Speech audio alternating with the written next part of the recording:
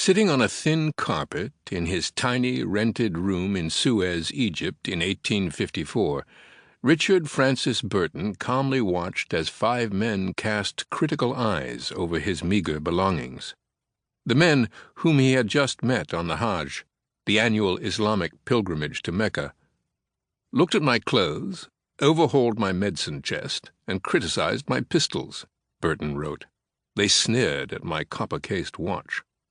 He knew that if they discovered the truth, that he was not Sheikh Abdullah, an Afghan-born Indian doctor and devout lifelong Muslim, but a 32-year-old lieutenant in the army of the British East India Company, not only would his elaborately planned expedition be in grave danger, but so would his life.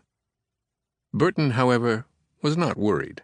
Even when his new friends found his sextant, the most indispensable and obviously Western scientific instrument, in his possession, he did not think that he had anything to fear. This, he later wrote, was a mistake.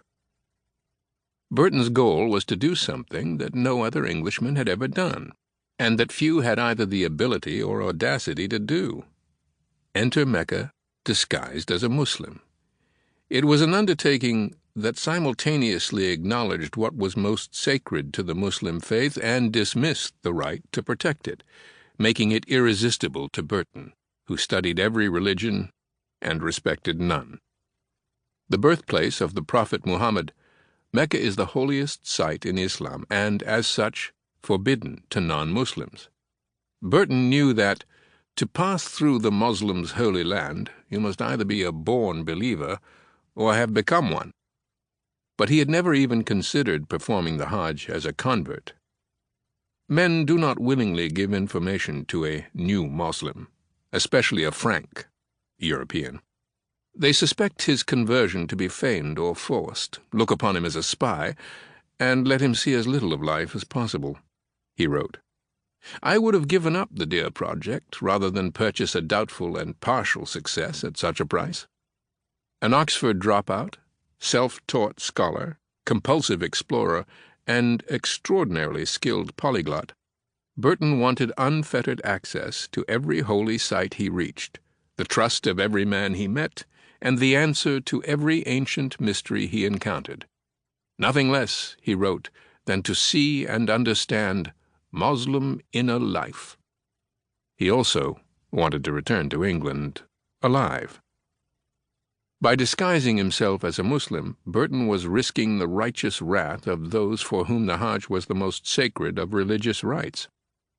Although neither the Koran nor the Sultan enjoins the killing of Hebrew or Christian intruders, he knew, in the event of a pilgrim declaring himself to be an infidel, the authorities would be powerless to protect him. A single error could cost him his life. A blunder, a hasty action, a misjudged word, a prayer or bow not strictly the right shibboleth, he wrote, and my bones would have whitened the desert sand. Burton's plan, moreover, required crossing the Rub al-Khali, empty quarter, the world's largest continuous desert and, in his words, a huge white blot on 19th-century maps. So ambitious was the expedition that it had captured the attention of the president of the Royal Geographical Society, Sir Roderick Impey Murchison. For Murchison, who had helped to found the society nearly a quarter of a century earlier, this was exactly the kind of exploration that the society had been created to encourage.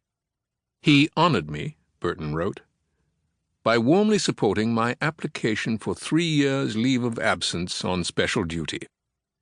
The East India Company, a 250-year-old private corporation with armies of its own, had argued that the journey was too dangerous, and that Burton, who had made more enemies than friends during his years in the military, should be given no more than a 1-year furlough. The Royal Geographical Society stood by its promise to help finance the expedition. For a challenge of this magnitude, Murchison believed, Burton was singularly well qualified.